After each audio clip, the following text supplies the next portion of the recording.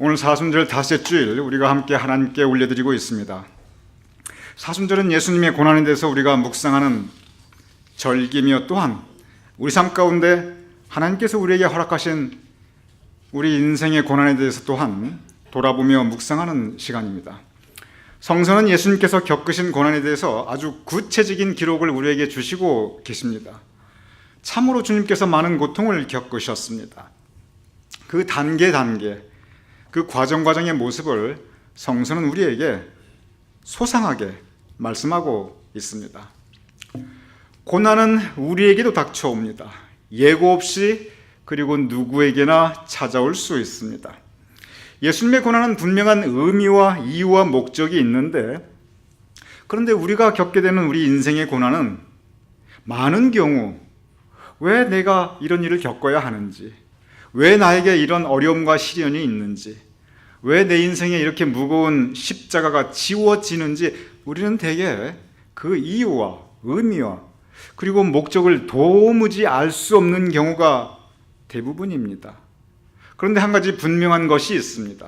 그것은 고통스럽다는 것입니다. 힘들고 어렵고 고통스럽습니다.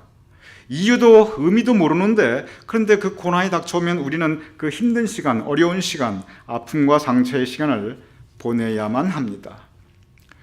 그러한 때 우리는 어떻게 해야 하는가? 성서는 바로 그러한 때, 고난이 우리에게 찾아왔을 때 우리가 어떻게 대처해야 하는가? 오늘 이 아침 성서를 통해서 묵상하면서 여러분과 함께 은혜를 나누고자 합니다. 오늘 본문은 예수님의 순환이 시작되는 순간을 고린도전서 성서가 우리에게 전하고 있습니다. 고난을 맞이하는 예수님의 모습, 바로 그 첫 시간의 모습을 고린도전서 11장 23절에서 24절 이렇게 기록되어 있습니다. 주 예수께서 잡히시던 밤에 떡을 가지사 축사하고 떼어 가라사대. 주 예수께서 잡히시던 밤, 엄청난 시련이 시작되는 순간입니다. 바로 그 고난이 시작되는 그 순간에 예수님께서 하셨던 일은 떡을 가지사 축사하시고 그리고 떼어 제자들에게 주셨습니다. 최후의 만찬입니다. 우리 친교실에 걸려져 있는 그림입니다. 또한 이것은 성찬식의 모습이기도 합니다. 근데 엄밀히 말하면 성찬식은 성찬식인데 사실은 이것은 한 끼의 식사였습니다. 즉 고난을 앞두고 예수님께서 제자들에게 밥상을 차려주신 것입니다. 그러면서 빵을 떼어주시면서 받아 먹으라. 우리 함께 먹자. 먹고 기운내자.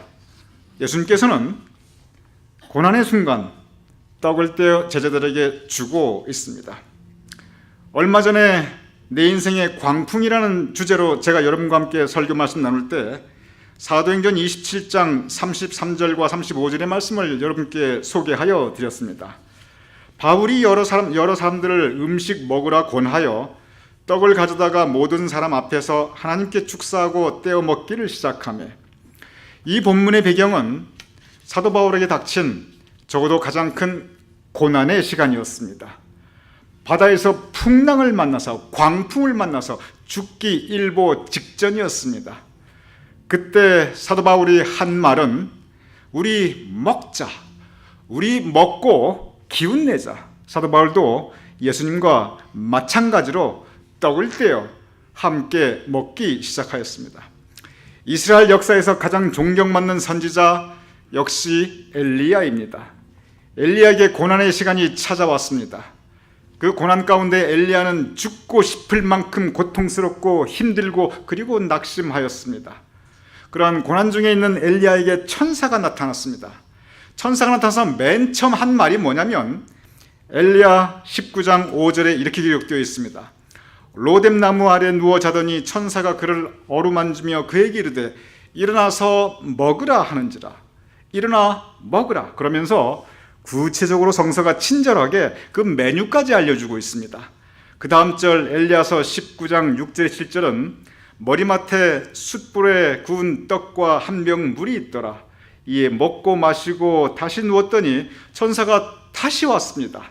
그리고 두 번째 말씀해 주시는데 똑같은 말씀입니다. 일어나 먹으라, 기운 차려라. 한 번도 아니고 두 번이나 고난 당해 쓰러져 있는 엘리야에게 이 말씀을 주십니다.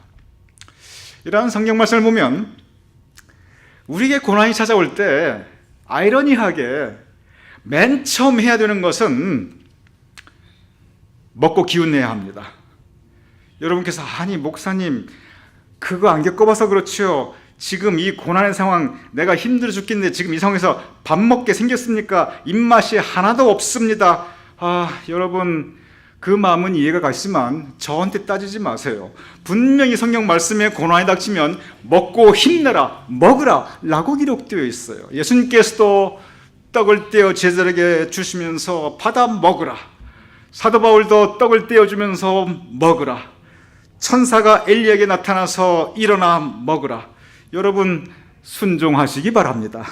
고난이 닥쳤을 때 맨 처음 해야 될 일은 먹고 힘내야 합니다. 그러면서 그 다음에 오늘의 성경 말씀을 보면 예수님과 사도 바울이 똑같이 하신 일이 있습니다. 하나님께 축사하였습니다. 이 축사가 무슨 뜻이냐면 이 축하는 그런 연설 그것이 아니고 이 축사는 감사했다는 뜻입니다. 영어로 gave thanks, 감사함을 하나님께 올려드렸다는 것입니다. 이것은 단순한 식사 기도가 아닙니다. 훨씬 더 큰 의미가 있습니다. 사도 바울, 예수님, 고난의 시간입니다. 적어도 사도 바울에게 있어서 예수님에게 있어서 최악의 시간이었습니다. 아픔과 상처와 고통으로 가득한 그러한 시간이었습니다. 그런데 그때 오히려 감사하고 있습니다. 저는 개인적으로 제가 쓰는 감사의 방법이 있습니다. 그것은 큰 감사, 작은 감사, 서로 감사입니다. 큰 감사, 내 인생에도 다른 건 몰라도 이거 한 가지만으로 더 이상 바랄 거 없고 더 이상 내 인생에 부족한 게 없다고 큰 감사의 제목을 제가 가끔 붙잡습니다. 작은 감사, 우리 삶을 돌아보면 무수히 작은 감사의 제목들이 있습니다. 아주 사소하지만. 그리고 서로 감사, 우리는 서로 감사해야 됩니다. 서로 우리는 빚진 자들입니다. 저는 이 큰 감사, 작은 감사, 서로 감사, 제 감사의 프린시플, 원리입니다. 그런데 이것은 감사할 게 있으니 감사하는 거예요. 크면 큰 대로 감사하고 작으면 작은 대로 감사하고 그냥 서로 생긴 거 그대로 감사하고 이 큰 감사, 작은 감사, 서로 감사는 뭔가 감사할 그 제목들이 있으니까 감사할 수 있는 것입니다. 그런데 이 고난이 닥쳐오면 문제가 뭐냐면 감사는커녕 불평불만하기도 모질한 그런 상황입니다. 적어도 고난은 내 인생의 최악의 시간 중에 하나입니다. 고통의 시간입니다. 아픔과 상처입니다. 감사할 게 도무지 뭐가 있겠습니까? 크게 감사할 게 있겠습니까? 작게 감사할 게 있겠습니까? 서로 감사할 게 있겠습니까? 없습니다. 오히려 크게 불평할 게 있습니다. 무수한 작게 불평할 것들이 있습니다. 서로 불평하고 원망할 수밖에 없습니다. 본질적으로 고난은 불평하고 원망하는 그러한 시간입니다. 억울해하고 분통 터지고 또한 낙심하는 시간입니다. 그런데 오늘 본문은 예수님도 사도 바울도 오히려 감사하고 있습니다. 저는 목사이기에 병원 신방을 자주 하게 됩니다. 제가 여러 병원 신방, 많은 병원 신방을 하였지만 그 중에 참 제가 평생 잊을 수 없는 병원 신방 그 중에 하나가 있습니다. 한 교인께서 큰 수술을 받고 이제 입원하셔서 제가 신방하고 그 다음에 또 이제 다른 또 안 좋은 수술이 재수술이 있어서 또 신방하였습니다. 그 의사분께서 첫 수술에 실수를 하셔가지고 이 참 굉장히 위험할 수 있는 그런 상황까지 겪게 되었습니다. 그래서 첫 수술도 큰 수술이니 잘 회복하시면 좋은데 참 있을 수 있는 그런 일 때문에 위독해질 수 있는 위기까지 겪게 되고 그리고 재수술을 받게 되셔서 참 너무나 많은 고생을 하시게 되었습니다. 그래서 그분 재수술 끝나고 제가 이제 신방을 하고 같이 대화를 나누는데 그분께서 저에게 본인의 개인 경험담을 하나 들려주세요. 그러면서 하시는 말씀이, 목사님, 제가 어렸을 때 주일학교 다닐 때 주일학교 교장 선생님이 있었는데, 주일학교 교장 선생님이 아마 분명히 권사님이나 장로님쯤 되셨겠지요. 그런데 이 주일학교 교장 선생님께서 무슨 일을 하다가 큰 못에 이마가 찍혀서 이마가 찢어지고 그냥 피를 흘리시고 이 이마를 다치셨어요. 그래서 그때 당시 이 주일학교 다녔던 이 꼬마가 교장 선생님께서 얼마나 아프실까 해가지고 그 어린 마음에 그 교장 선생님에게 위로를 좀 하려고 했대요. 그러니 그 교장 선생님께 하시는 말씀이 뭐라고 말씀하시냐면, 야, 내가 이번에 이 못에 이마가 찍혀서 너무 감사하다, 그렇게 말씀하시더래요. 그래서 그 어린 마음에도, 아니 이게 무슨 감사할 일인가, 대못에 이마가 찍혀가지고 이게 찢어지고 이 피가 나고 있는데, 이게 도대체 어떻게 감사할 일인가, 그렇게 이 궁금한 마음이 들었대요. 아프기도 하고 이마가 찢어졌으니 이제 앞으로 흉터도 생길 것이고. 그래서 물어보았대요. 아니 뭐가 감사하세요? 하고 물어봤대요. 아무리 생각해도 감사할 일이 없는데. 그랬더니 그 교장 선생님, 주일학교 교장 하시는 말씀이, 얘야, 내가 그 큰 못에 눈을 안 찔리고 이마를 찔렸으니 얼마나 감사하냐, 그 말씀을 하시더래요. 그래서 그 말을 듣고 곰곰이 생각해 보니까 어린 마음에도, 그렇지, 이거 눈을 찔렸으면 정말 큰일 났을 텐데, 이거 이마를 찔렸으니 그거 훨씬 낫네, 정말 생각해 보니까 감사할 일이네 하는 그 마음이 들더래요. 그 어렸을 때 얘기를 저에게 들려주시면서 그분이 하시는 말씀이, 목사님, 그 일 이후에 저는요 모든 일에 감사할 수 있는 마음의 자세를 배웠어요. 그러면서 딱 마지막으로 하시는 때, 목사님, 저 이만하니 참 감사합니다. 제가 봤을 때 감사할 일이 아니에요. 아니, 첫 수술 끝나고 잘 회복하고 잘 나와서 지금쯤 막 걸어다니고 막 그냥 건강히 계시될 뿐이에요. 근데 의사 선생님이 실수하셔가지고 위도 갈 수 있는 상황까지 가고 재수술 받고 병원에 계속 계시고, 그런데 이만하니 감사합니다. 고난 가운데 오히려 감사하고 계시더라고요. 여러분이 목사가요, 교인분들께 위로하러 가거나 목회하러 갔다고요, 오히려 목사가 은혜 받고 오는 경우가 참 많아요. 이 목사가 위로받고요, 오히려 목사가 은혜 받고 목사가 목회를 받는 경우가 있어요. 그래도 제가 위로하러 갔다가 오히려 제가 은혜 충만해가지고 남았습니다. 고난의 현실이라는 것은 언제나 힘들고 고통스럽습니다. 그 힘들고 고통스러운 현장 가운데 우리는 낙심하거나 화가 나거나 억울하거나 분통이 터지거나, 왜 나에게 이런 일이, 신앙에 회의하게 됩니다. 그런데 바로 그 고난의 현실에서 이만하니 참 감사합니다. 예수님께서는 고난의 현장에서 축사, 감사하셨습니다. 사도 바울은 고난의 현장에서 축사, 감사하였습니다. 빌립보서 4장 6절은 이렇게 기록되어 있습니다. 우리 함께 읽어보지요. 시작. 아무것도 염려하지 말고 오직 모든 일에 기도와 간구로 너희 구할 것을 감사함으로 하나님께 아뢰어라. 아무것도 염려하지 말고, 지금은 염려할 수밖에 없는 상황입니다. 지금 상황이 그래요. 사도 바울이 이 글을 썼을 때 상황은 걱정, 근심 가득 찬 고난의 시간이었습니다. 감옥에 있었어요. 오직 모든 일, 여기서 이 모든 일은 고난스러운 상황에서 나쁘고 힘든 일입니다. 나에게 악한 일이 닥쳐올 때, 나쁜 일이 닥쳐올 때, 힘든 일이 닥쳐올 때 기도와 간구로 하나님께 구하는데, 무엇으로 구하냐면 감사함으로 하나님께 아뢰어라. 우리가 고난 가운데 기도할 때 분이 차서 기도할 수가 있어요.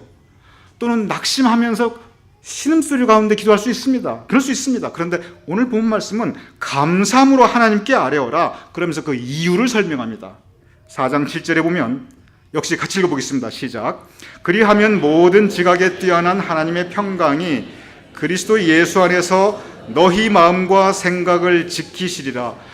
너희 마음과 생각을 지키시리라. 고난 가운데 있을 때, 아픔과 어려움과 힘든 삶의 현장 가운데 빠져 있을 때 우리 마음과 생각을 지키기가 쉽지가 않습니다.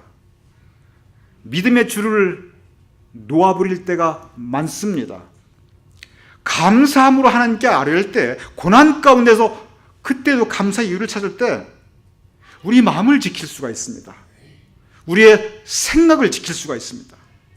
감사하지 않으면요, 우리 마음이 어떻게 되냐면, 감사하지 않으면 당연히 우리 마음속에 분이 쌓이게 됩니다. 화가 나게 돼요.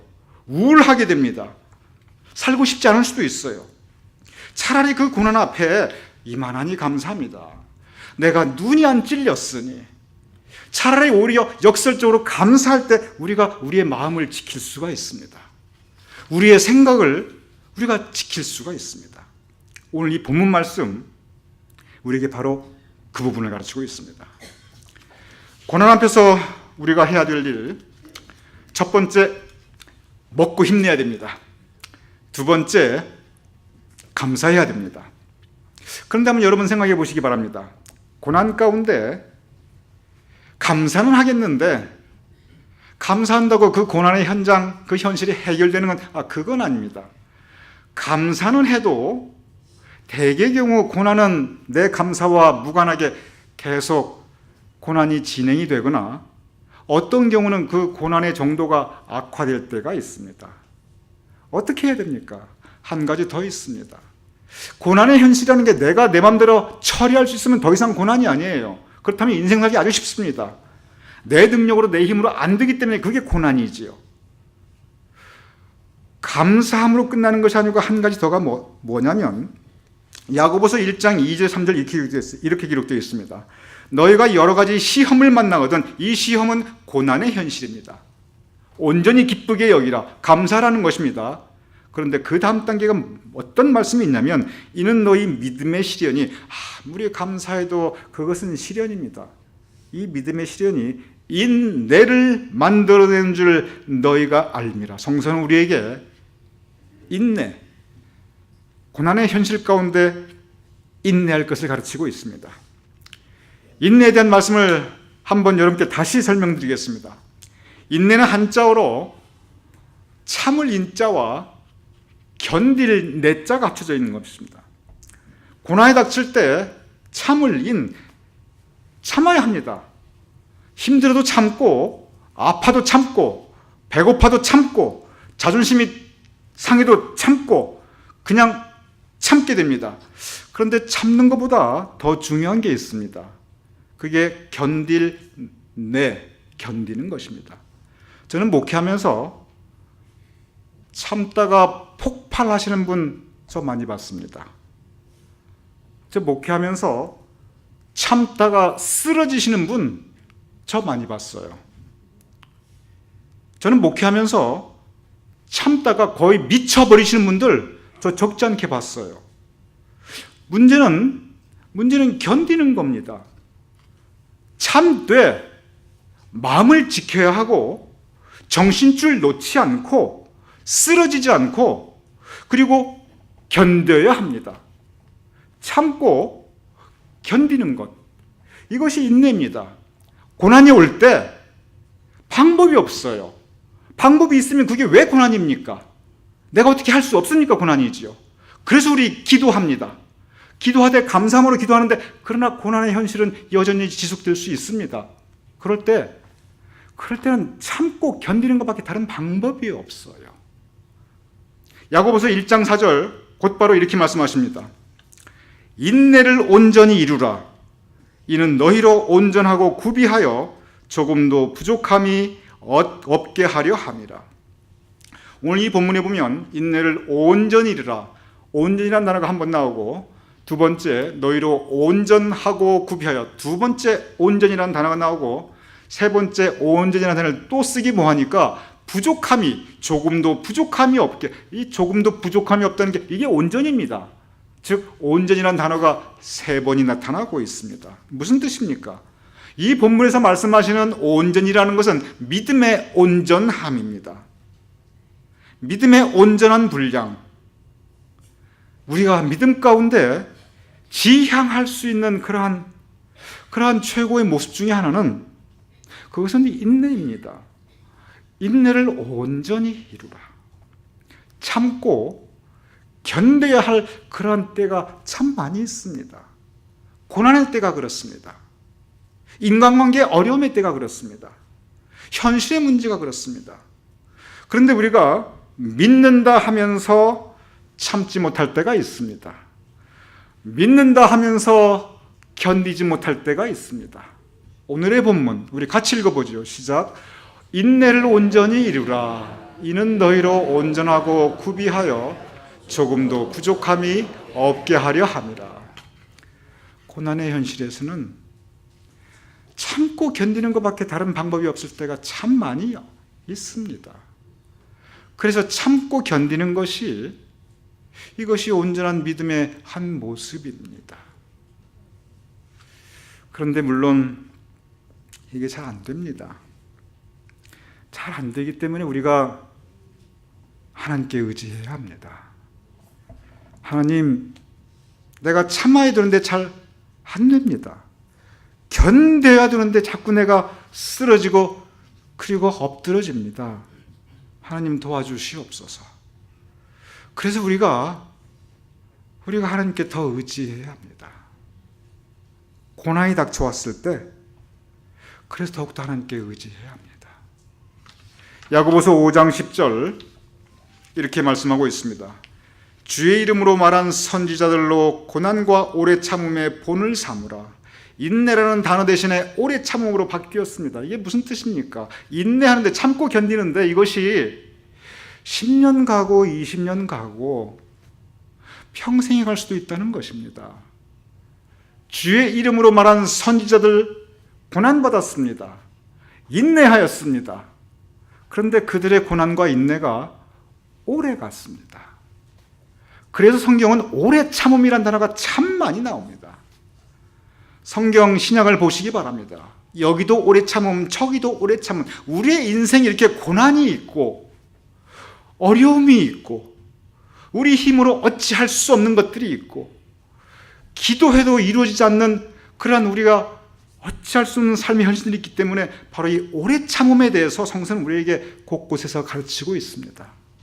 다시 말씀드립니다. 우리 힘으로 오래 못 참습니다. 그래서 우리는 하나님께 의지해야 합니다. 오늘 본 말씀 예수님께서는 그의 순환, 그의 고난의 현실 바로 그 앞에서 우리에게 세 가지 모습을 보여주고 계십니다. 첫째, 우리 먹고 힘내자. 육신의 힘 중요합니다. 먹고 힘내자. 두 번째, 축사하셨습니다. 감사하셨습니다. 그리고 세 번째, 오래 참으셨습니다. 죽기까지 참으시고 그리고 지금까지 참고 계십니다. 주의 이름으로 말한 선지자들로 고난과 오래 참음의 본을 삼으라. 주님께서 우리에게 본을 보여주셨습니다.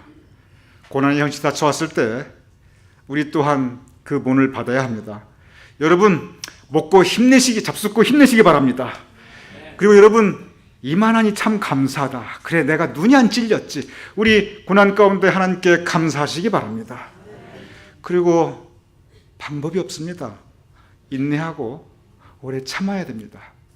우리 힘으로 안 되니 우리 하나님께 의지하며 인내하고 오래 참아 믿음의 온전한 분량에 이를 수 있는 저와 여러분 될 수 있기를 주님의 이름으로 축원합니다.